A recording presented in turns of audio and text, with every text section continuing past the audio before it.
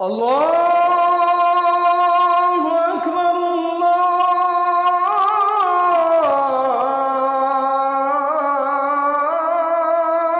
আকবার। এটা নিয়ে শুরু থেকে দেশের সর্বস্তরের আলেম সমাজ, প্রকৃত দেশপ্রেমিক, দেশের সচেতন নাগরিক সমাজ শুরু থেকেই তীব্র বিরোধিতা করে আসছে। এই বিরোধিতা সত্ত্বেও এর খসড়া অনুমোদন করা হলো। আপনারা এও দেখেছেন যে আমাদের দেশে প্রচলিত আইনে এখনও যেখানে সমকামিতা, এটা রীতিমতো এমন অপরাধ যে অপরাধের জন্য কারাদণ্ডের শাস্তির কথাও বলা আছে। যেখানে প্রচলিত আইনে আমাদের দেশে এখনো যেটি অপরাধ হিসাবে বিবেচিত, সেখানে জাতিসংঘের একজন প্রতিনিধি তিনি শুধু সমকামী নন, বরং তার সমকামী সঙ্গীকে সাথে নিয়ে আসার জন্য সরকারের কাছে এগ্রিমেন্ট চেয়ে পাঠিয়েছে। একটা দেশের জন্য, একটা দেশের মানুষের জন্য এটা যে কত বড় অপমানজনক, এটা যে কত বড় লজ্জাস্কর, সেটা বোঝার জন্য তো আসলে কোনো পণ্ডিত হওয়ার প্রয়োজন নেই। আপনার দেশে একটা জিনিসকে আপনার দেশে আপনি অপরাধ হিসাবে বিবেচনা করেন, আপনার দেশে আইন আছে, এটা অপরাধ, কেউ সংগঠন করলে তাকে শাস্তি দেওয়া হবে, তাকে জেল দেওয়া হবে, আইনে আছে। তার মানে এই দেশ সেটাকে অপরাধ মনে করে, ঘৃণা করে। সেই জিনিসটা শুধু করবে তা না, ঘোষণা দিয়ে খুল্লম খোলা করার জন্য সেখানে আসবে সেই প্রস্তুতি, সেই প্রিপারেশন, সে অনুমোদন চাওয়া হচ্ছে। ব্যাপারটা এরকম যে আপনার বাবা, আপনার ভাই, আপনার পরিবারের কাউকে খুন করবে কেউ, আপনার পারমিশন নিয়ে খুন করতে আসতেছে, আপনাকে বললে কয়ে আসতেছে।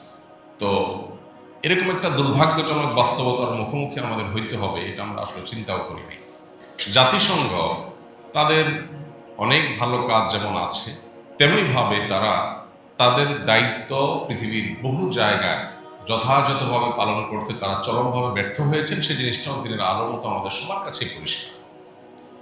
বিশেষ করে জাতিসংঘের মানবাধিকার কমিশন, তারা বাংলাদেশে অফিস খুলবেন, এখানে মানবাধিকার নিয়ে কাজ করবেন। এটা নিয়ে শুরু থেকে ওলামা একরাম কথা বলে আসছেন যে এই জাতীয় অফিস, অর্থাৎ মানবাধিকার কমিশনের অফিস জাতিসংঘের মোট সদস্য সংখ্যা দেশের 193টি। জাতিসংঘের 193টি সদস্য রাষ্ট্রের মধ্যে মাত্র 16টি রাষ্ট্রে এরকম অফিস আছে। সে অফিসগুলো কোন কোন দেশে আছে? বেশিরভাগই হলো যুদ্ধ চলতেছে অথবা গৃহযুদ্ধ চলমান আছে, আইন শৃঙ্খলা বলতে কোনো কিচ্ছু নাই, মা বাপ নাই, এরকম দেশগুলোতে, যেমন Burkina Faso, Cambodia, Niger, Guatemala, Guinea, Honduras, ফিলিস্তিন, এরকম আরও কলম্বিয়া, অনেকগুলো দেশে প্রচলিত আছে। এই সমস্ত দেশগুলোতে তাদের অফিসগুলো আছে। আমাদের এই সাবকন্টিনেন্টে নেপালে একসময় যখন ভয়াবহ অবস্থা ছিল, তখন এটা তারা খুলেছিল এবং একটা সময় নেপাল সরকার তাদেরকে চলে যেতে বলেছে, তাদেরকে বের করে দিয়েছে। আমাদের দেশের সাধারণ মানুষের অনেকেই আমরা যখনই শুনি জাতিসংঘের মানবাধিকার কমিশনের অফিস আসবে, তখন আমরা খুশি হয়ে যাই যে সুবিধা কি, খারাপ কি, মানবাধিকার কমিশন যদি এখানে থাকে তাহলে মানবাধিকার পরিস্থিতি ভালো হবে, মানুষের অধিকার রক্ষা হবে, এই তো। ব্যাপারটা কি আসলে তাই? তাই যদি হয় তাহলে সবচেয়ে বেশি মানবাধিকার বলুণ্ঠিত হয় যে সমস্ত দেশগুলোতে, সে সমস্ত দেশগুলোতে কেন এই সংস্থার অফিস নাই? আমাদের পার্শ্ববর্তী দেশ ভারতে সংখ্যালঘু মুসলমানদের উপরে নির্যাতন, নিধন প্রতি মুহূর্তে হচ্ছে। যে ভারত পৃথিবীর দ্বিতীয় সর্বোচ্চ গরুর গোশত রপ্তানিকারক দেশ, সেখানে মুসলমানের বাড়িতে ফ্রিজে গরুর গোশত পাওয়ার মিথ্যা অভিযোগের ভিত্তিতে মুসলমানকে পিটিয়ে হত্যা করে শেষ করে ফেলা হয়। সেখানে মানবাধিকার কমিশনের অফিস কেন হয় না? যেখানে চায়নায় উইঘুর মুসলমানদের কথা আমরা জানি, সেখানে কেন জাতিসংঘ এরকম একটা অফিস খোলে না, মানবাধিকার রক্ষা করার চেষ্টা করে না? মায়ানমারে রোহিঙ্গা মুসলমানদের উপর যে নিধন চলছে বছরকে বছর ধরে, সেখানে যে ভয়াবহ হত্যাযজ্ঞ চলছে, সেখানে কেন তারা মানবাধিকার কমিশন অফিস খুলতে আসে? পৃথিবীর শক্তিশালী কোনো দেশে কেন হয় না? ইউরোপের অনেক শক্তিশালী দেশ আছে যে দেশগুলোতে কৃষ্ণাঙ্গদের উপর ভয়াবহ জুলুম চলছে প্রতিনিয়ত, সে সমস্ত দেশে কেন তারা অফিস খোলে না? যে সমস্ত দেশগুলোতে যুদ্ধ চলছে, যুদ্ধ বিধ্বস্ত, গৃহযুদ্ধ চলমান আছে, এইরকম দেশগুলোর কাতারে তারা আমাদের দেশকে ফেলে এখানে তারা অফিস খুলতে আসছে, আর আমাদের সরকারও সেটা খসড়া অনুমোদন করে। কিভাবে সম্ভব? ইন্টারিম একটা সরকার এই ধরনের ডিসিশন আদৌ নিতে পারে কিনা, এ ধরনের সিদ্ধান্ত নেওয়ার আসলে কোনো সুযোগ আছে কিনা? যে একটা দেশ, এটা একটা সিদ্ধান্তের ব্যাপার। এদেশে যখন মানবাধিকার লঙ্ঘিত হয়েছে, গুম খুন সকাল বিকাল হয়েছে, তখন জাতিসংঘ কোথায় ছিল? তখন তারা কেন অফিস খুলতে আসে নাই? যে সকাল বিকাল মানুষ হাওয়া হয়ে যাচ্ছে, গুম হয়ে যাচ্ছে, হারায় যাচ্ছে, শেষ হয়ে যাচ্ছে, লাশ পাওয়া যাচ্ছে না, নর্দমাতে লাশও পাওয়া যাচ্ছে না, এরকম পরিস্থিতি যখন চলছে, তখন জাতিসংঘের মানবাধিকার কমিশন কেন এদেশে অফিস খোলার জন্য আসে নাই? যখন সে অবস্থার অবনতি হয়েছে, সে অবস্থা যখন পরিবর্তন হয়ে গেছে, এখন তারা এদেশে আসতে চাচ্ছে কেন? এবং তাদেরকেও তড়িঘড়ি করে অনুমোদন দেওয়া হচ্ছে কেন? ওলামায়ে কেরামের এত বিরোধিতা সত্ত্বেও কিভাবে এই দুঃসাহস করা হয়? আমরা অনেকে সাধারণ মানুষ আছি, আমার আপনার মতো অনেকে আছি, আমরা যারা জানি না যে এদের আসলে কার্যক্রমটা কি, এরা আসলে কি মানবাধিকার প্রতিষ্ঠা করতে চায়। যেটা আমি বলছিলাম যে যে সমস্ত শক্তিশালী দেশগুলোতে সংখ্যালঘু নির্যাতন সহ নানাবিধ মানবাধিকার বলণ্ঠিত হচ্ছে, সত্যিকারের মানবাধিকার লঙ্ঘিত হচ্ছে, সে দেশগুলোতে তাদের কার্যক্রম, তাদের অফিস আদালত কেন নেই? 193টা তাদের সদস্য দেশের মধ্যে মাত্র 16 দেশে কেন তাদের এই অফিস আছে, আর 13টা দেশে তাদের আঞ্চলিক অফিস আছে কেন? মানবাধিকার শুধুমাত্র এই দেশগুলোতেই বলণ্ঠিত হচ্ছে? ফিলিস্তিনে যেখানে মানবতা সবচেয়ে বেশি বলণ্ঠিত হচ্ছে, স্মরণকালের কখনো মানবাধিকার এত বেশি বলণ্ঠিত হয় নাই যতটা ফিলিস্তিনে এখন হচ্ছে বা নিকট অতীতে হয়েছে।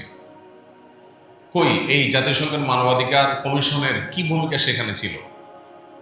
মানুষের বেঁচে থাকার অধিকার তো দূরের কথা, মারা যাওয়ার আগে দুমুঠো ভাত খেয়ে মরার অধিকারটুকু পর্যন্ত তারা সেখানে নিশ্চিত করতে পারে নাই। তারা আসছে আমাদের দেশে মানবাধিকার কমিশন অফিস খুলতে। আপনারা সবাই কম বেশি জেনে থাকবেন সাধারণত এরা কি করে। তাদের কাজ হলো পশ্চিমা মূল্যবোধ বিভিন্ন দেশে দেশে প্রতিষ্ঠা করা, মানবাধিকারের নাম দিয়ে। তারা মানবাধিকারের নাম দিয়ে পতিতালয়গুলোকে প্রতিষ্ঠা করার সবচেয়ে বেশি চেষ্টা করে।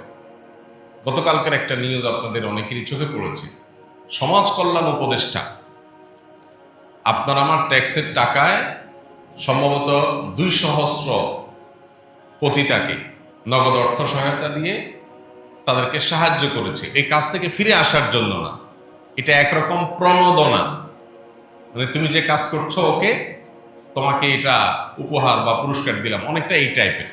তাকে পুনর্বাসনের জন্য যদি 2, 5, 10, 20, 50 কোটি টাকা খরচ করা হতো, তাহলে সেটা তো আমাদের দেশের জন্য কল্যাণ বয়ে আনতো, কিন্তু সেটা না হয়ে হয়েছে তার উল্টো।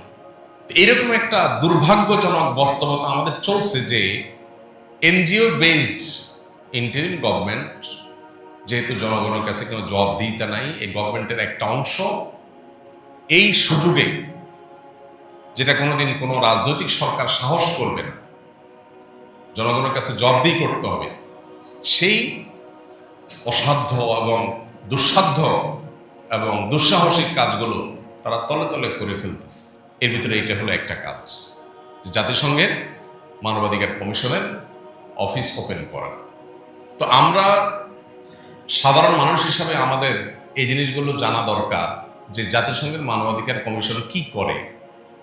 তারা পতিতালয় ওপেন করে, পতিতালয় প্রতিষ্ঠা করে। আমরা কি সে মানবাধিকার চাই? পতিতালয়গুলোকে এস্টাবলিশ করলে কি লাভ হবে? আমাদের যে সমস্ত মেয়েরা হয়তো কোনো কারণে স্বামীর সাথে মনোমালিন্য হয়েছে, ভাই বোনের অমিল হয়েছে, বাবা মার প্রতি অভিমান হয়েছে, ঘর থেকে বের হয়ে ঢাকায় এসেছে, কোনো দালালের খপ্পরে পড়েছে, সে দালাল তাকে বিক্রি করে পতিতালয়ে পাঠিয়ে দিয়েছে। এই দালালদের ব্যবসাগুলো আরো রমরমা হবে। শুধু তাই নয়, নারী অধিকারের নাম দিয়ে আমাদের মেয়েদেরকে রীতিমতো দাসীতে পরিণত করার এই কাজ 16 কলা পরিপূর্ণ হবে। সবচেয়ে ভয়ঙ্কর যে কাজ, সেটা হলো প্রচলিত আইনে আমাদের দেশে যেটা অপরাধ, সেই সমকামিতা, সেটাকে শুধু নর্মালাইজ করা না, সেই সমকামিতা এই বিষয়টাকে অধিকারের খোলসে সমাজে প্রতিষ্ঠা করার অপচেষ্টায় তারা লিপ্ত হবে। এই জিনিসটা তাদের খুল্লম খোলা কাজ, গোটা বিশ্বব্যাপী তারা এই ধরনের কাজ করে, ওপেন সিক্রেট, সবাই জানে। অতএব এদেরকে এদেশে ঢোকার সুযোগ, তাদের এই কাজের সুযোগ দেওয়ার মানে হলো সমকামিতাকে ঘরে ঘরে প্রতিষ্ঠিত করা, স্টাবলিশ করা, নামান্তর। এমনিতেই আমাদের নৈতিক অবক্ষয় কোথায় গিয়ে পৌঁছেছে দেখেন। গত কয়েকদিন ধরে আপনারা একটা নিউজ দেখছেন যে ইংলিশ মিডিয়ামের একটি মেয়ে তার বাবা মার বিরুদ্ধে আদালতে গিয়েছে। কেন? বাবা মা তাকে শাসন করেছে সেজন্য। পশ্চিমারা চায় আমাদের ছেলে মেয়েদেরকে আমাদের বাবা মারা ধমক না দেখ, তাদের যা খুশি তারা তা করুক। এর ফলশ্রুতিতে পশ্চিমাদের পারিবারিক অবস্থা কোথায় গিয়ে ঠেকেছে সেটা আমরা সবাই কম বেশি জানি। কিন্তু আমাদের দেশটাও ধ্বংসের সে প্রান্তে চলে যাক, সে বন্দোবস্ত, সে ব্যবস্থা তারা যেন করতে যাচ্ছে।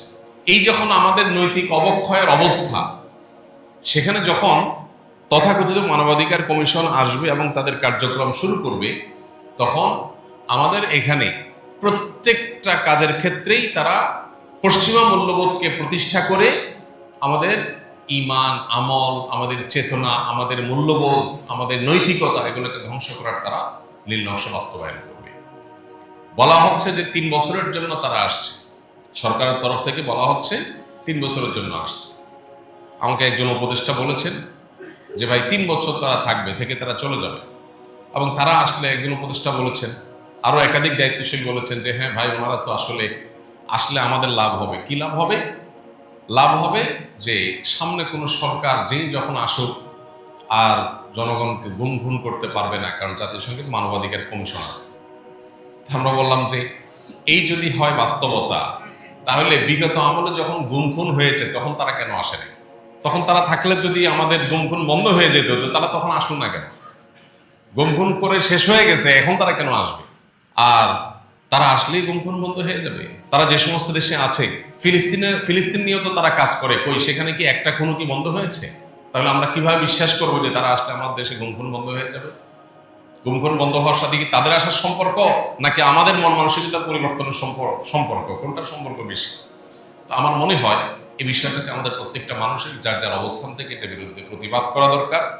আমরা জাতিসংঘের মানবাধিকার কমিশনের এই অফিস বাংলাদেশে খুলতে দেওয়ার মানে হলো আমাদের নিজেদেরকে অপমানিত করা, আমাদেরকে লজ্জায় ফেলা। Cambodia, Burkina Faso, Guatemala, Guinea, Honduras এবং যুদ্ধ বিধ্বস্ত, গৃহযুদ্ধ চলা এই সমস্ত দেশগুলোর কাতারে বাংলাদেশকে নিয়ে যাওয়া। ওই দেশগুলোতে অফিস আছে, আমার দেশে অফিস আছে। কেন অফিস পাকিস্তানে নাই কেন? ভারতে নাই কেন? চায়নাতে নাই কেন? মায়ানমারে নাই কেন? আমার দেশে কেন? আমাদের দেশকে কি তাহলে আমরা আফ্রিকার ওই সমস্ত দেশগুলোর কাতারে নিয়ে দাঁড়া করাতে চাই? যদি না চাই, তাহলে সেটাকে আমরা কিভাবে ওয়েলকাম করি? কিভাবে আমাদের উপদেষ্টা পরিষদ সেটাকে অনুমোদন করে? কারা তাদেরকে সে অনুমতি দিয়েছে? এদেশের জনগণ হিসাবে আমরা কি চাই যে আমরা ওই সমস্ত আফ্রিকার দেশগুলোর কাতারে গিয়ে দাঁড়াতে? কিন্তু আজকে তো সেটাই হচ্ছে। এই জন্য আমাদের প্রত্যেকটা মানুষের যার যার জায়গা থেকে এগুলোর বিরুদ্ধে প্রতিবাদ জানাতে হবে। আমাদের প্রত্যেকটা মানুষের অবস্থানকে পরিষ্কার করতে হবে। আমরা কে না জানি আজকের পৃথিবীতে মানবতা যত জায়গায় বলুণ্ঠিত হচ্ছে, কোনো জায়গায় তাদের কোনো কার্যকর কোনো ভূমিকা নেই, কোনো জায়গায় তাদের কোনো কার্যকর ভূমিকা নেই। একজন ফিলিস্তিনির রক্ত প্রবাহ বন্ধ হয় নাই তাদের ভূমিকা। বরং আমরা ইউরোপের মতো শক্তিশালী অঞ্চলের পাওয়ারফুল দেশের, ফ্রান্সের মতো এরকম আরো বিভিন্ন পাওয়ারফুল দেশের মাস্তানির জন্য এই সংস্থার তথাকথিত শান্তি রক্ষা মিশনের নামে আফ্রিকার গরিব দেশগুলোর সম্পদ লুণ্ঠনের কথা আমরা কে না জানি? এদেশের কোন শিক্ষিত সচেতন মানুষ জানেন না যে আফ্রিকার গরিব দেশগুলোর খনিজ সম্পদগুলো লুট করে ধনী দেশগুলো নিয়ে যাচ্ছে? এই সংস্থাটার শান্তি রক্ষা মিশনের নাম দিয়ে বিভিন্ন দেশ থেকে সৈনিকদেরকে নিয়ে পাহারাদারি করে এই গুন্ডামি, এই ডাকাতিগুলো তারা করছে। এটা কে না জানে? তারা এসে আমাদের দেশে কিসের মানবাধিকার প্রতিষ্ঠা করবে? সবচেয়ে বড় কথা হলো, তাদের মানবাধিকারের যে সংজ্ঞা সেটা কি সার্বজনীন? তাদের মানবাধিকারের সংজ্ঞায় কি আমরা বিশ্বাস করি? তারা তো বিশ্বাস করে তাদের মানবাধিকার সংজ্ঞা হতে পারে যে একটা মানুষের সাথে একটা কুকুরেরও বিবাহ হতে পারে। তাই বলে কি আমি সেটা বিশ্বাস করব? আমার মানবাধিকারের সংজ্ঞা আমার এখানকার ধর্মীয় মূল্যবোধের আলোকে রচিত হবে। এখানে ধর্মীয় মূল্যবোধ, সেটা মুসলমান হোক, হিন্দু হোক, খ্রিস্টান হোক, এই অঞ্চলে মানুষের নিজস্ব মূল্যবোধ আছে। সেই মূল্যবোধের আলোকে আমাদের মানবাধিকারের সংজ্ঞা আমাদের কাছে রচিত হবে, আমাদের কাছে ঠিক হবে। কিন্তু তারা মানবাধিকারের যে সংজ্ঞা দেয়, সেই সংজ্ঞা যদি আমরা মেনে নেই, তাহলে তো আমার সমকামিতার যে আইন আমার আছে বর্তমানে, আমার সে আইনও তুলে দিতে হবে। তাদের বিরুদ্ধে অভিযোগ আছে, এরা যে সমস্ত দেশে এই সমস্ত অফিস করে, সে সমস্ত দেশে শয়তানি করে, যাতে করে এই জাতীয় কোনো আইন থাকলে সেগুলো যেন তারা তুলে নেওয়া হয়। অধিকারের নাম দিয়ে এই কাজগুলো তারা করে। অতএব এই বিষয়টা আমাদের প্রত্যেকটা মানুষের সচেতন হওয়া দরকার, সজাগ থাকা দরকার, এবং আমাদের প্রত্যেকটা মানুষের যার যার জায়গা থেকে প্রতিবাদ করা দরকার, যাতে কোনো অবস্থাতেই এটা আর সামনে এগোতে না পারে। আমরা রব্বে কারীমের কাছে দোয়া করি, যখনই কোনো ক্রাইসিসে আমরা পড়ি, এমন একটা পরিস্থিতি যে তেমন কোনো মা বাপ নাই, অনেকটা আনস্টেবল একটা পরিস্থিতি, এরকম সময়গুলোতে সুযোগ বুঝে শয়তানি চক্রগুলো তাদের পা সেখানে আমাদের দেশের মতো এই সমস্ত দেশগুলোতে প্রবেশ করাবার তারা চেষ্টা করে, তারা বসে নেই। অতএব আমরা যদি সজাগ না থাকি, তাহলে সেক্ষেত্রে দিন শেষে যে সর্বনাশ হয়ে যাবে, পরবর্তীতে আফসোস করে হয়তো আর আমাদের পিছনে আনা সম্ভব হবে না। নেপালে তারা এসেছিল, এই সেম অফিস নেপালে তারা খুলেছিল সীমিত সময়ের জন্য, পরে সেটা এক্সটেনশন করে লম্বা সময় তারা থেকেছে।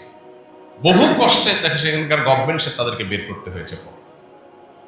অতএব আমাদের দেশে তারা আসলে 3 বছরের কথা বলে আসলে কি 30 বছর আদৌ যাবে কিনা, এবং তারা পাহাড়িদের অধিকারের নাম দিয়ে যদি আমাদের চট্টগ্রামকে দেশ থেকে আলাদা করার চক্রান্ত করে, তাহলে অবাক হওয়ার কোনো কারণ থাকবে না।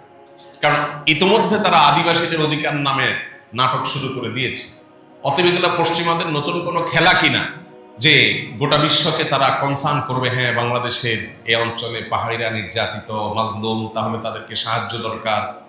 এ সমস্ত আলাপ জড়ে দিয়ে তারা সেখানে নতুন আর একটা রাষ্ট্র গঠন করার যে নীলনকশা বহুদিন থেকে করে আসছে, বাংলাদেশ থেকে বিচ্ছিন্ন করার যে চক্রান্ত চলে আসছে, এই অফিস এনে মানবাধিকারের নাম দিয়ে সেটা বাস্তবায়নের পথে তারা এগিয়ে যাবে কিনা, এটা নিয়ে যথেষ্ট বড় ধরনের শঙ্কা আছে। আমাদের এখানে আমরা সন্দেহাতীতভাবে ইন্টারনাল বহু সমস্যায় ভুগছি। আমাদের যাদের যখন পাওয়ার হাতে আসে, তারা তখনই জনগণের সেবক না হয়ে জুলুম শুরু করে দেয়। এটা আমরা বহুদিন ধরে দেখে আসছি। কিন্তু আমাদের এই সমস্যা সমাধানের জন্য আমাদেরকে লড়াই করতে হবে, সচেতন থাকতে হবে, চেষ্টা করতে হবে, আল্লাহর কাছে দোয়া করতে হবে, নিজেদের চরিত্র বদলাতে হবে, সবই ঠিক আছে। এমনকি বাহিরের সহযোগিতা দরকার হলে সেটাও আমাদের আনতে হবে। তাই বলে এই ধরনের প্রশ্নবিদ্ধ কার্যালয়, যে কার্যালয় তাদের ভূমিকা দিনের আলোর মতো পরিষ্কার, তারা ভালোর চাইতে খারাপ করে বেশি। তারা সাইনবোর্ড লাগায় অধিকারের, ভেতরে করে ষড়যন্ত্রের কাজ। অতএব এদেরকে ডেকে আনা মানে হলো খাল কেটে কুমির নিয়ে আসা।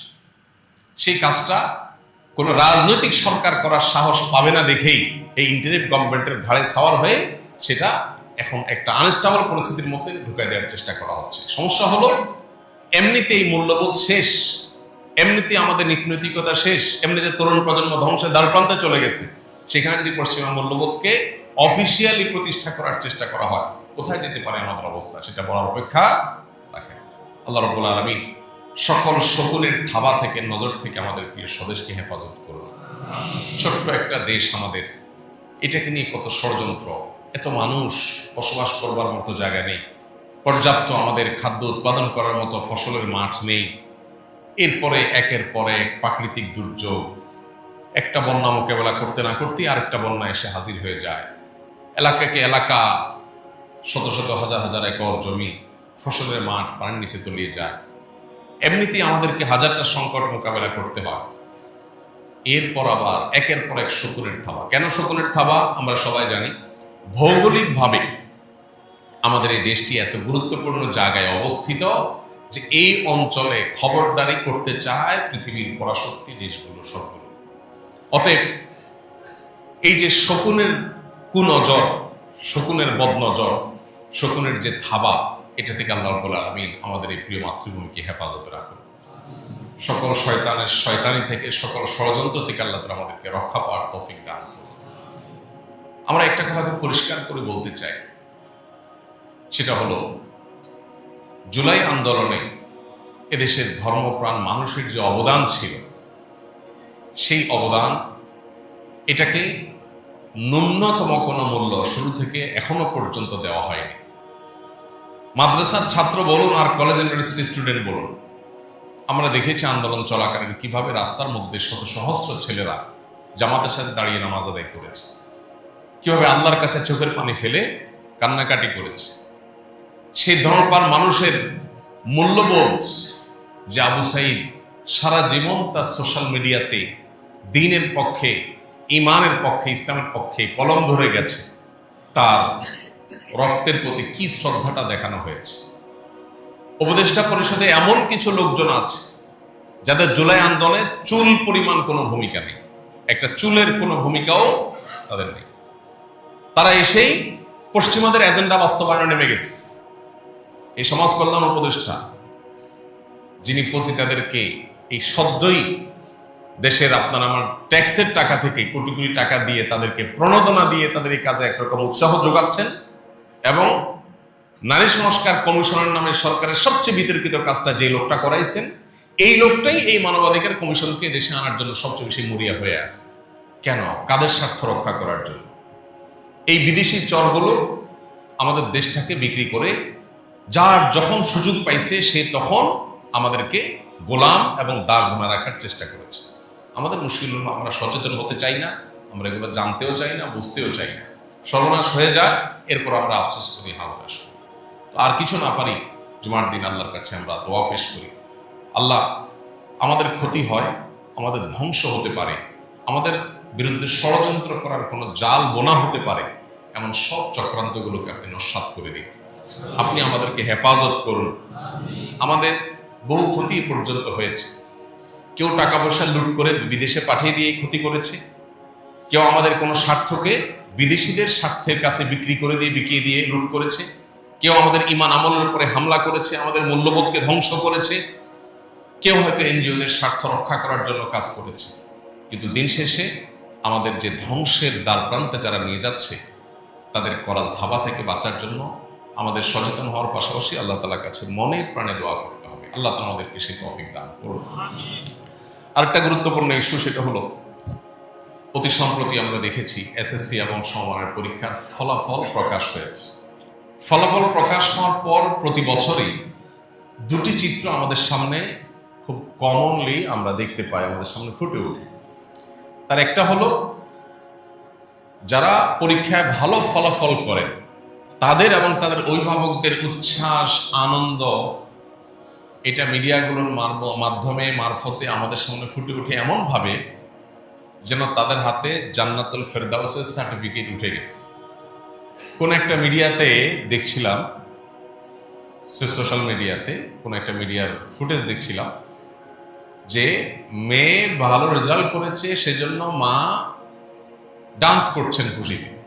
ছেলে মেয়েদের তাদের মধ্যে আনন্দ হবে, বাচ্চা ছেলে মেয়ে তাদের মধ্যে খুশি হবে স্বাভাবিক, কিন্তু এই খুশিটা অতিমাত্রায় হওয়া, বাবা মার অতিমাত্রায় খুশি হওয়াটা, এটা সমাজের কোনো ভালো কিছুর আলামত নাকি বড় কোনো রোগের সিমটম? এসএসসি পরীক্ষায় ভালো ফলাফল করলো, মা বাবা খুশি হবেন স্বাভাবিক, কিন্তু খুশি যখন অতিমাত্রায় হন, সীমা যখন ছাড়িয়ে যায়, তখন সেটা প্রমাণ করে যে আমরা আমাদের বস্তুগত জীবনটাকে এত বড় করে দেখেছি যে আমার সন্তান তার ক্যারিয়ারকে ভালো একটা জায়গায় নিয়ে যাওয়ার জন্য ভালো একটা অ্যাচিভ করতে পেরেছে, আমি এত বেশি দুনিয়াদার হয়ে গেছি, এত বেশি বস্তুবাদী হয়ে গেছি, আমি আনন্দে পাগল করা হয়ে গেছি, যেন তার সাফল্যের সব সিঁড়িগুলো পার করা হয়ে গেছে। এটা যেমন একটা চিত্র, আবার এর বিপরীতে আরেকটা চিত্র দেখা যায় যে কারণ এসএসসি বা এইচএসসি এই জাতীয় পরীক্ষাগুলোতে রেজাল্ট খারাপ হয়েছে, মন খারাপ হয়ে আত্মহননের পথে পা বাড়িয়েছে। মা বাবার অতি বকাঝকা সহ্য করতে না পেরে সন্তান দেখা গেছে আত্মহত্যার দিকে চলে গেছে। এরকম চিত্র আমরা দেখতে পাই। অথচ এসএসসি এইচএসসি পরীক্ষা ভালো ফলাফল না করলে জীবন সব শেষ, এর ব্যাপারটা কি এরকম? আমরা সেদিন দেখছিলাম কোন একজন গবেষক, তিনি বলছিলেন যে পৃথিবীর কোনো দেশ, বাংলাদেশ ছাড়া পৃথিবীর কোনো দেশ এরকম নাই যেই দেশে এসএসসি এইচএসসি পরীক্ষার ফলাফল প্রকাশের পর এইরকম উল্লাস, এরকম উন্মাদনা, এরকম ফুর্তি হয়। এটা এমন কোনো বিষয় না যেটা নিয়ে এত খুশি হওয়ার মতো।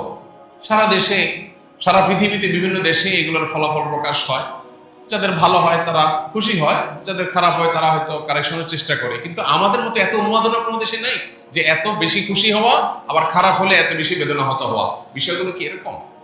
একজন মুসলমান হিসাবে তো আমাদের চিন্তা করা দরকার, এসএসসি, এইচএসসি বা অন্য কোনো পরীক্ষায় খারাপ করার পরও আমার জীবনে অনেক ভালো কোনো জায়গায় আমি যেতে পারি।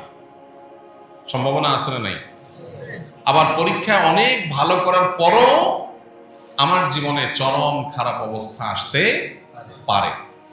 এই জিনিসটা তো কোনো কাল্পনিক বিষয় না। আমাদের সমাজে আমরা ডানে বামে তাকালে দেখবো অহরহ, তাই না? দেখা গেছে জিপিএ 5 পাস করেছে, সে হয়েছে ইঞ্জিনিয়ার, আর যে ফেল করেছে সে হয়েছে কোম্পানির মালিকের অধীনে ইঞ্জিনিয়ার। তাহলে ক্যারিয়ারের সামনে কোথায় কি দাঁড়াবে, আমার পরিণতি শেষে কি থামবে, সেটা তো একমাত্র আল্লাহ তাআলা ভালো জানেন। বিধায় এটা নিয়ে একজন ঈমানদার এত অতি উচ্ছ্বসিত হওয়া বা অতি ব্যথিত হওয়া, এর কোনটাই আমাদের ঈমানের সাথে, আমাদের বিশ্বাসের সাথে বা বাস্তবতার সাথে যায় না। মূলত আমাদের সবাই আমরা এত বেশি বস্তুবাদী হয়ে গেছি যে নিজেরা তো টাকা পয়সা মেশিন আসি, আমার ছেলে মেয়েকেও টাকা পয়সা মেশিন বানানোর জন্য আমরা পাগল করা এবং মরি। এই জন্য সে যদি ভালো ফলাফল করে তো চিন্তা করি যে যাক, টাকার মেশিন হওয়ার পথে সে এক ধাপ এগিয়ে গেল, এই জন্য আমরা খুশি হয়ে যাই। আমার সন্তানটা A+ পেল কিনা সেটার জন্য আমাদের যতটা চিন্তা আছে, সে মানুষ হিসাবে A+ পাচ্ছে কিনা সেটা নিয়ে আমাদের তার ধারে কাছেও চিন্তা নাই। কেন দুরবস্থা আজ আমাদের? কেন নৈতিক অধঃপতন আজকে চরমে? এটার জন্য এই জিনিসটার ভূমিকা অনেক বেশি। এই জন্য আমার মনে হয় যে প্রতি বছরই এসএসসি, এইচএসসি ফলাফল প্রকাশ হওয়ার আগে পরে এই সময়গুলোতে আমাদের নতুন করে রিয়েলাইজ করার সুযোগ আছে। আমার মেয়েটা এবছর এইচএসসি পরীক্ষা দিচ্ছে। বেশ কয়েকদিন পরীক্ষা চলে যাওয়ার পর, 5-7টা পরীক্ষা চলে যাওয়ার পর আলোচনা উঠলো যে আরে পরীক্ষা দিতে গেলে নাকি মা বাপকে বলে যেতে হয়, অনুমতি নিয়ে দিতে হয়। তো আমরা তো অবাক, আমি তো জানলাম না, তো ডেলি চলে যায় পরীক্ষা দিতে, আমার তো কোনোদিন বললো টললো না। আমি তো অপমান বোধ করলাম যে বাবা হিসাবে আমার কাছে একটু জিজ্ঞেসটা করলো না। তো বললো যে জিজ্ঞেস করার কি আছে, এটা এমন না তো যে আমি জান্নাতে যাচ্ছি, তাহলে বাপরে ছাড়া কেমনে যায়। ইস্যু তো এরকম না, খুব ছোট ইস্যু, এটাকে এত বড় করার কি আছে? এটাতে আমি ফেল করলেই বা কি হয়েছে, আবার চেষ্টা করব, না হলে হইলই না, তাতে কি? ইমানদারের জন্য এত আত্মহারা হওয়ার কি আছে? আমি যখন মাদ্রাসায় পড়ি, অনেক আগের কথা, ছোট ছিলাম, আমার মনে আছে ঈদের সময় টিকিট পাওয়া বাসের খুব টাফ ছিল, এখনো অনেকটা সে পরিস্থিতি আছে। তো আমি একটা টিকিট পাইছি অনেক কষ্টে গ্রামে যাওয়ার। এক আল্লাহর বান্দা, আমার আব্বার এক বন্ধু, ব্যবসায়ী মানুষ, সাধারণ মানুষ, কোনো আলেম ওলামা, কিন্তু দিনদার মানুষ, মুত্তাকি, পরহেজগার, নেককার মানুষ। ওনার কাছে গিয়ে বললাম, চাচা আমি টিকিট পাইছি, খুব খুশি, লাফাচ্ছি, ছাত্র মানুষ। তখন তিনি বেশ মনটা খারাপ করে ফেললেন। তাই বললাম, আমার খুশি, আপনি মন খারাপ করলেন? তো বললেন, বাবা তুমি মাদ্রাসার ছাত্র, মাদ্রাসায় পড়ো, তোমার এই আচরণটা দেখে আমার খুব কষ্ট হয়েছে। কেন, এটা কেমন কথা? আমি এটা টিকিট পাইছি, খুশি হয়েছি, আমি অন্যায়টা কি করলাম? তো বললো যে অন্যায় কিছু করো নাই বাবা, অন্যায় হলো, খারাপ লাগছে যে জিনিসটা দেখে, সেটা হলো তুমি একজন মাদ্রাসার ছাত্র, একটা যা টিকিট পাইছো বাসে, এটা খুশির বিষয়, তুমি খুশি হওয়া এটা স্বাভাবিক, কিন্তু তোমার খুশির মাত্রাটা একটু বেশি হওয়াতে মনে হচ্ছে তুমি জান্নাতে চলে গেছো, এরকম একটা ভাব। ইমানদার দুনিয়ার আকাশের চাঁদও যদি পেয়ে যায় সে খুশি হবে, কিন্তু এর চাইতে বড় খুশি হওয়ার অপশন তার সামনে আছে, এটা তার কাছে এত বড় বিষয় হবে না। ইভেন এটা যদি নাও হয় সে ভেঙে পড়বে না, আলহামদুলিল্লাহ আমি অন্য কোনো ভাবে যাব, আল্লাহ অন্য কোনো ব্যবস্থা করবেন, এবার যাওয়াই হলো না এবছর, তাহলে এর মধ্যে কোনো কল্যাণ আছে, আমি মেনে নিব। মানুষের মেন্টালিটি এরকম হওয়া উচিত, এই তাকওয়ার দাবি আসলে। এসএসসি পরীক্ষার ফলাফল উপলক্ষে এই একটা কথা আমার মনে চাইছিল যে আপনাদের সাথে একটু শেয়ার করি, যে এই যে আমাদের অভিভাবকদের অতি আনন্দে আত্মহারা হয়ে যাওয়া অথবা অতি ভেঙে পড়া, এই দুটার কোনোটাই আমাদের ইমানের সাথে আসলে যায় না। এই জিনিসটাকে আমাদের নতুন করে আমার মনে হয় ভাবা দরকার, আমাদের ভাবনার জগৎকে নতুনভাবে সাজানো দরকার। আরেকটা বিষয় এক লাইনে বলতে হয়, সেটা হলো ডেঙ্গুর প্রকোপ প্রচুর পরিমাণে বেড়েছে। ডেঙ্গু রোগী ঘরে ঘরে। আমাদের দেশে কোভিড-19-এ যত টাকা এদেশে লস হয়েছে কোভিড-19-কে ঘিরে, লকডাউনের কারণে, টিকা কিনতে গিয়ে, নানা কারণে, তার সিকি ভাগ দিয়ে যদি ডেঙ্গু প্রতিরোধ করা হতো তাহলে এদেশের মানুষ অনেক ভালো থাকতো। আপনারা জানেন ডেঙ্গুতে যত মানুষ মারা যায় বা গেছে, কোভিড-19 এর ধারে কাছে মানুষ মারা যায়নি। কিন্তু এটা নিয়ে তেমন কোনো আলোচনা পর্যালোচনা নেই। এখানে অনেক চিকিৎসক আছেন, আমাদের সভাপতি সাহেব তিনি নিজেও একজন ডাক্তার, একটা হসপিটাল পরিচালনা করেন। যারা সংশ্লিষ্ট আছেন তারা ভালো বলতে পারবেন যে কি পরিমাণ মানুষ সাফারাত ডেঙ্গুর কারণে। তো আমাদের একদিকে যেমন পরিচ্ছন্নতা, নিজের আশপাশটাকে পরিষ্কার রাখা, কোথাও পানি জমাট বদ্ধ থাকা, এগুলো থেকে এলাকাকে মুক্ত করা, এগুলোর জন্য যেমন আমাদের জন্য উদ্যোগ থাকা দরকার, সচেতন থাকা দরকার, সেটা আমরা সবসময় বলি। এর পাশাপাশি আল্লাহর কাছে তওবা করা দরকার। এই মশাগুলো মাঝে মধ্যে দেখে আমার কাছে মনে হয় যে এগুলো মশা না, এগুলো মনে হয় শয়তান, আমাদের গুনাহের ফসল আমার মনে হয়। এত পরিমাণ স্প্রে করার পরেও দেখা যায় সব ভরে গেছে প্রত্যেকে, সব মেরে সাফ করে ফেলছেন, আবার 2-4-5 ঘন্টা পরে দেখা যায় যে সেই হয়ে গেছে। তো আমাদের ইস্তেগফার করা দরকার এবং প্রচুর পরিমাণ সচেতনতা বৃদ্ধি করা দরকার। এবং বিশেষ করে বর্ষাকালে যে বৃষ্টি বাদল হয়ে বিভিন্ন জায়গায় পানি জমাট হয়, সেখান থেকে এই যে মশা, সে মশা তৈরি হয়ে হাজার হাজার মানুষ হসপিটালে কাতরাচ্ছে, মারা যাচ্ছে, ঘরে ঘরে জ্বরে আক্রান্ত হচ্ছে। এ ব্যাপারে আমাদের সচেতনতা এবং গণতওবা দুইটাই একসাথে বাড়ানো দরকার। সর্বশেষ পয়েন্ট হলো, লাগাতার বৃষ্টির কারণে অনেক জায়গায় জলাবদ্ধতা শুরু হয়েছে, বন্যার পরিস্থিতি তৈরি হয়েছে। আমাদের প্রত্যেকের যার যার সাধ্য অনুযায়ী আমরা চেষ্টা করবো ইনশাআল্লাহ নিজের এলাকাতে বা নিজের জানাশোনা সারাউন্ডের মধ্যে যে সমস্ত এলাকাগুলোতে মানুষ প্লাবিত হয়েছে তাদের পাশে দাঁড়ানো। যদি এখনো জাতীয় দুর্যোগ হওয়ার মতো ওইরকম পরিস্থিতি হয়নি, আল্লাহ তাআলা রক্ষা করুন আমাদেরকে, কিন্তু ইতিমধ্যে অনেক জায়গায় হয়েছে। পাশাপাশি দোয়া করা দরকার, আল্লাহুম্মা হাওয়ালাইনা ওয়ালা আলাইনা। অতিবৃষ্টি যেটা আমাদের ক্ষতির কারণ হয়, সেটার কারণে আমরা আল্লাহর কাছে দোয়া করবো, আল্লাহুম্মা হাওয়ালাইনা ওয়ালা আলাইনা। আল্লাহ আমাদের আশেপাশে বৃষ্টি দাও। যেখানে আমাদের ছোট্ট একটা দেশ, সামান্য একটু ফসল হয়, এটা দিয়ে আমরা টিকে থাকি, এখানে অতিবৃষ্টির কারণে যদি সব ডুবে যায় আমরা ক্ষতির মুখোমুখি হব। এই জন্য আল্লাহর কাছে দোয়াও করা দরকার। নানাবিধ সংকটের মধ্য দিয়ে আমরা সময়টা পার করছি। এদেশের মানুষ আমাদের জন্য খুবই গুরুত্বপূর্ণ টার্নিং পয়েন্ট যাচ্ছে। অনেকটা অভিভাবকহীন, অনেকটা অস্থিতিশীল একটা পরিস্থিতির মধ্য দিয়ে ঘোলা পানিতে অনেক ধরনের অসুবিধা আমাদের তৈরি হওয়ার আশঙ্কা তৈরি হয়েছে। এই কারণে আমি আপনাদের কাছে আকুল আবেদন করতে চাই যে আমাদের প্রত্যেকে আসুন আল্লাহ তাআলার কাছে আমরা একটু ইস্তেগফার করি, তওবা করি এবং একটু আমাদের দোয়াতে আমাদের দেশের কথা, আমাদের মাটির কথা আমরা আল্লাহর কাছে উল্লেখ করি যে আল্লাহ আপনি আমাদেরকে সব ধরনের বিপদ আপদ, মুসিবত, ষড়যন্ত্র, ক্ষয়ক্ষতি, এগুলো থেকে আমাদেরকে আপনি হেফাজত করুন। আমাদের ঘরে ঘরে প্রত্যেকটা মানুষের অন্তর থেকে এই ধরনের দোয়া আমাদের বের হয়ে আসা দরকার। নানা কারণে খুবই গুরুত্বপূর্ণ একটা সময় আমরা পার করছি। যারা সচেতন তারা খুব ভালো করে উপলব্ধি করতে পারছেন যে আমাদের জন্য খুবই টার্নিং পয়েন্ট পার হচ্ছে। এখানে যদি আমাদের ভুলগুলো হয়ে যায় তাহলে তার জন্য আমাদেরকে মূল্য দিতে হতে পারে আবারও যুগ যুগ ধরে, বছর বছর ধরে। এই জন্য একদিকে আমাদের সচেতনতা, আবার অপরদিকে আমাদের রবের কাছে দোয়া। ইমানদারের দুটি অস্ত্রের দুইটাই ব্যবহার করতে হবে। আমরা এই দ্বিমুখী চেষ্টা যখন অব্যাহত রাখবো, হয়তো আল্লাহ তাআলার রহমত অনুগ্রহ আসবে। আল্লাহ তাআলা আমাদের সবাইকে হেফাজত করুন, আমাদেরকে আল্লাহ তাআলা রক্ষা করুন।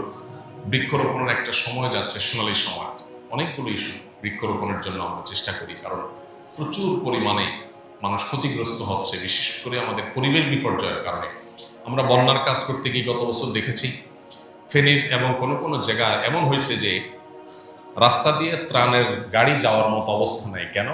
কারণ পানি উঠে রাস্তা এবং পাশের বিল সমান হয়ে গেছে।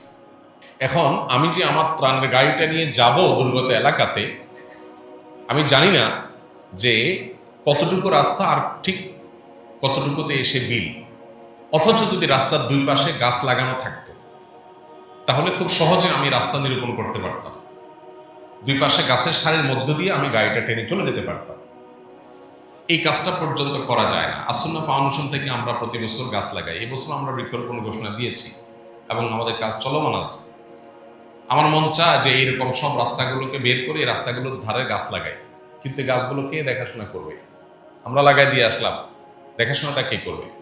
জুলাই আন্দোলনে আমাদের প্রগতি সরণির সব গাছগুলো সব ধ্বংস হয়েছে, নষ্ট হয়েছে। এগুলো সবগুলো আমরা আসুন্নাহ থেকে লাগাইছি, প্রত্যেকটা একেবারে কুড়িল থেকে নিয়ে রামপুরা পর্যন্ত এই পুরা রাস্তার গাছগুলো আসুন্নাহ ফাউন্ডেশন থেকে আমরা লাগাইছি। কিন্তু লাগাইলে কি হবে? এই গাছগুলো তত্ত্বাবধান করার জন্য তো আমাদের প্রত্যেকটা মানুষকে সচেতন হইতে হবে। কেউ একজন লাগাইছে, সেই গাছটাকে আমি যত্ন করব, ধ্বংস করব না, কিন্তু যে যেভাবে পারি আমরা ধ্বংস করি। তো আমরা যদি এই বৃক্ষরোপণের এই সময়টাতে প্রত্যেকটা মানুষ 2-4টা করে গাছ লাগাই, ইনশাআল্লাহ হয়তো বন্যার এই প্রকোপ বা এই জাতীয় পরিবেশ বিপর্যয় সংশ্লিষ্ট যে ক্ষতি আছে সেগুলো থেকে আমরা রক্ষা পাবো। আল্লাহ রাব্বুল আলামিন আবারও দোয়া করি আমাদের সবাইকে হেফাজত করুন, আমাদের সবাইকে নিরাপদে রাখুন, আমাদের সবাইকে আল্লাহ তাআলা ভালো রাখুন। ঘরে ঘরে অনেকে জ্বরে আক্রান্ত, সিজনাল জ্বর, ডেঙ্গু, আরো নানা রকমের ভাইরাল ফিভার আক্রান্ত অনেকে, আমরা তাদের জন্য দোয়া করি আল্লাহ তাআলা সবাইকে সুস্থ রাখুন।